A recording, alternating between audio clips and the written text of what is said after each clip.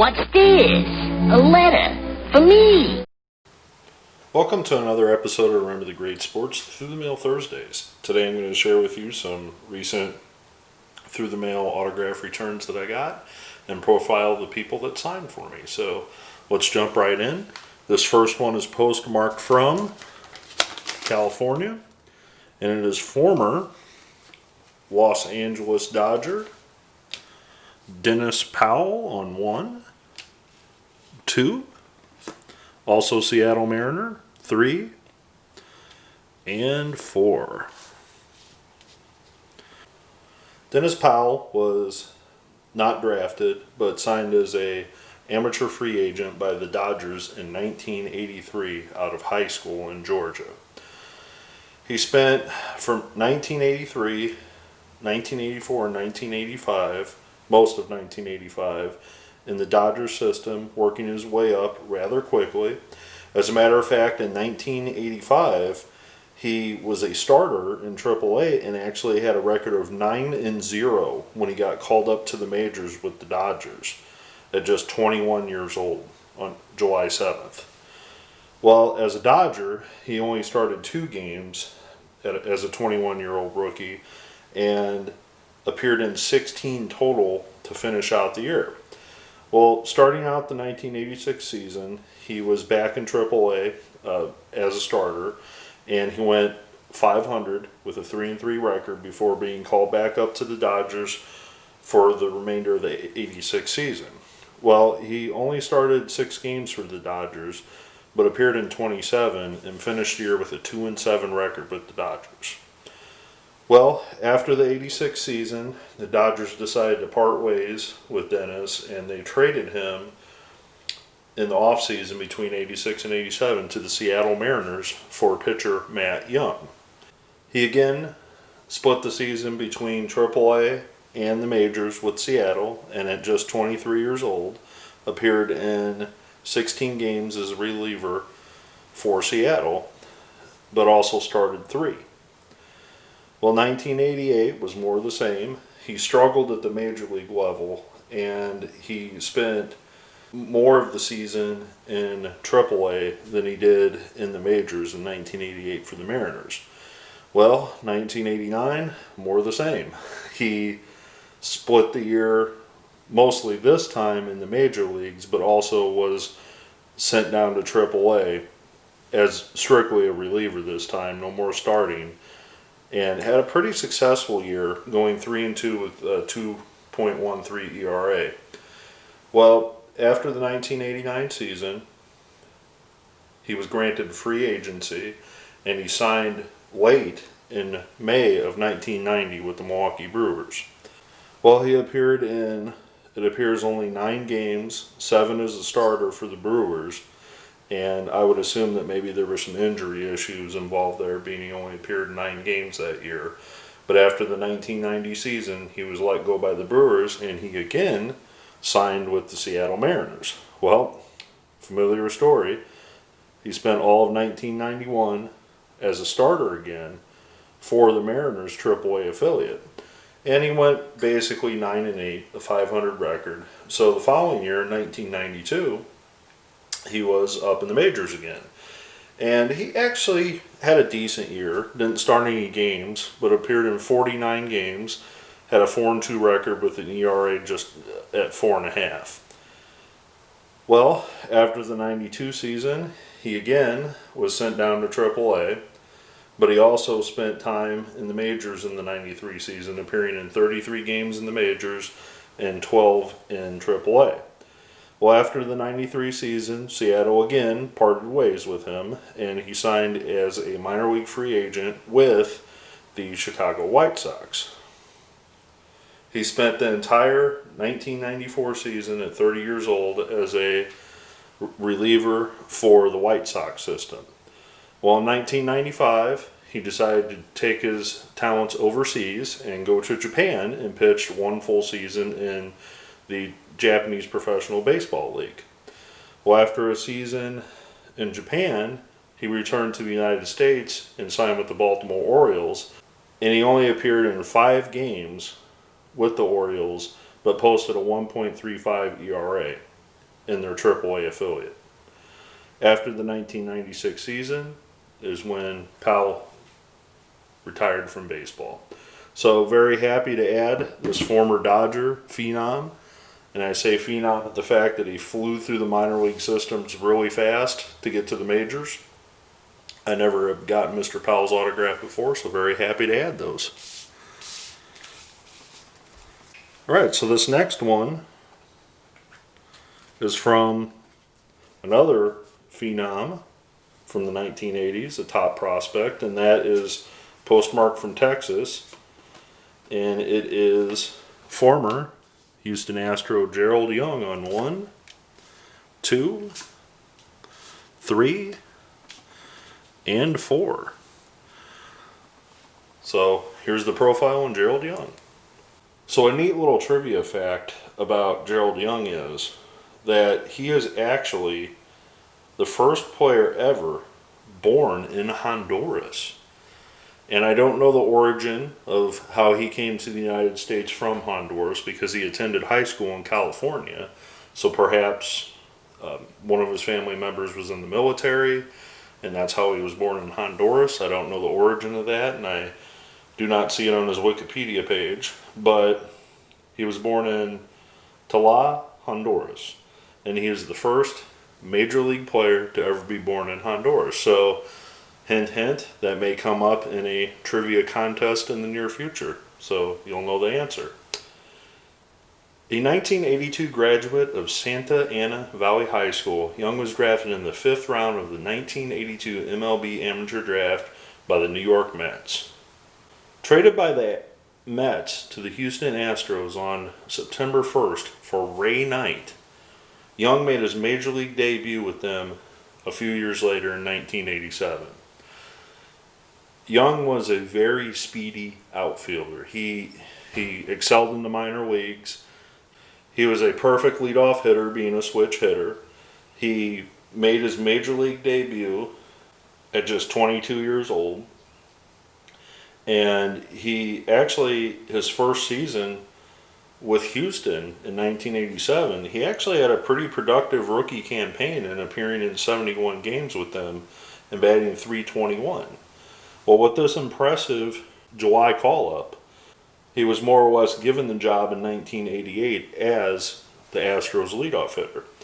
Well, he responded relatively well, appearing in 149 games. However, his batting average was only around .257, but he did wind up stealing 65 bases in his second year, or first full year, in the majors with the Astros at just 23 years old. Well, he followed up the 1989 season, appearing in 146 games. However, his batting average dipped down to only .233 for the season, and his stolen base totals also were cut in half, where he only had 34 stolen bases. Well, in 1990, he had his opportunity again to be in the majors. However, after a slow start and batting just .175 in 1990, he was demoted to AAA, and he played 49 games in the 1990 season there. Well, 1991, he had his opportunity again, appearing in 108 games as their leadoff hitter for the Astros. However, his batting average was only .218, and again, he found himself being demoted to AAA, which is, I think, right here. Well, after the 92 season, he was let go and granted free agency, and he signed as a free agent with the Colorado Rockies, and was on the opening day roster for the Colorado Rockies in their first ever game. However, mid-season, the Rockies acquired Dale Murphy, and Gerald Young saw his playing time diminished, and he was then later traded in June to the Cincinnati Reds, where he would only last 1 month with the Reds before they released him in late July. Well, he wasn't unemployed long, for only a few weeks, and he signed as a free agent with the Seattle Mariners, and he finished out the year with Seattle. However, after the 1993 season, he was let go by the Mariners. So in 1993, Gerald put a lot of miles on his frequent flyer miles, because he played for 3 teams during the 1993 season. Well, after the 1993 season, he signed as a free agent with the St. Louis Cardinals, and had a pretty decent spring training for the Cardinals going into the 94 season. However, at the time, manager Joe Torre decided not to carry another outfielder, and he was demoted to AAA for the Cardinals. However, he did get called back up to St. Louis, but he only appeared in 16 games after having an excellent year in. However, he was called up to the Cardinals after batting over 300 in the Cardinals' AAA affiliate, and he only appeared in 16 games in 1994 for the Cardinals. Well, in those 16 games, he did bat .317. Well, he never played in the major leagues again after he made his run with the Cardinals. And my guess is that the strike happened in 1994, ending the 1994 season, and when baseball resumed, nobody wanted to give Gerald an opportunity to play. So, very happy to add the speedster Gerald Young to my collection. Always enjoyed watching the leadoff hitters. So, thank you very much, Mr. Young. Very happy to add those to the collection. Alright, so this last one is postmarked from California. And this one I'm very happy to get back because I actually needed this one. And this is former Cleveland Indian great Charles Nagy on 1. 2 on this oddball rising star card. 3 on a 92 leaf, I believe. Yeah, 92 leaf. And 4, most importantly, on the 1988 Topps Team USA Topps Traded card. And I needed this card for my Topps Traded subset. So very happy to add that to the collection. So I'm going to tell you a little bit about Charles Nagy now. Nagy's from Connecticut, which is where he played his high school baseball. And he also wound up playing baseball for the University of Connecticut, playing for the Huskies. So him and George Springer went to the same college. He ranked 2nd and 8th all-time for strikeouts in a single season and 5th for his career with 194 as a UConn Husky. His single-season marks for the Huskies include tied for 3rd in complete games, tied for 6th in saves, and 17th in innings pitched. He was the first Huskies player drafted in the first round and the first to be named Big East Pitcher of the Year, which he won twice for the 1987 and 1988 season. In 1987, he played in the Cape Cod League and was playoff MVP of Harwich's league championship squad. Nagy was a member of the Team USA baseball team that competed in the 1988 Summer Olympics in Seoul, South Korea. Nagy made 19 appearances for Team USA, going 3-1 with a 1.05 ERA and a team-leading 6 saves. He appeared in 2 games in the Olympics, pitching 2 innings and earning a save. Team USA defeated defending champion Japan to win the tournament and win individual gold medals during that Olympics. Nagy was taken in the first round as the 17th overall pick by the Cleveland Indians during the 1988 Major League Draft. Being a successful college pitcher, Nagy skipped several levels and was assigned to the Kingston Indians to the Cleveland's high affiliate in the Carolina League. Well, immediately he posted an 8-4 record with a 1.51 ERA with 99 strikeouts and 95 innings over 13 starts. He was quickly promoted to Canton Akron Indians, the AA affiliate in the Eastern League. Nagy finished with a 4-5 record and a 3.35 ERA in 15 starts. After the season, Baseball America ranked him as the 27th best prospect. In 1990, he started the season in the minors again, but he was called up after having a 13-8 record with a 2.5 ERA in 23 starts. He made his Major League debut on June 29th and got a loss against the California Angels. He would end the season with a 2-4 record and an ERA close to 6 in 9 starts.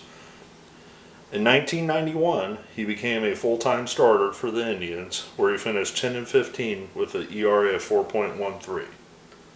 1992 was possibly Nagy's best year statistically, as he finished the season with a 2.96 ERA with a career-high 252 innings pitched and also amassed a 17-10 record.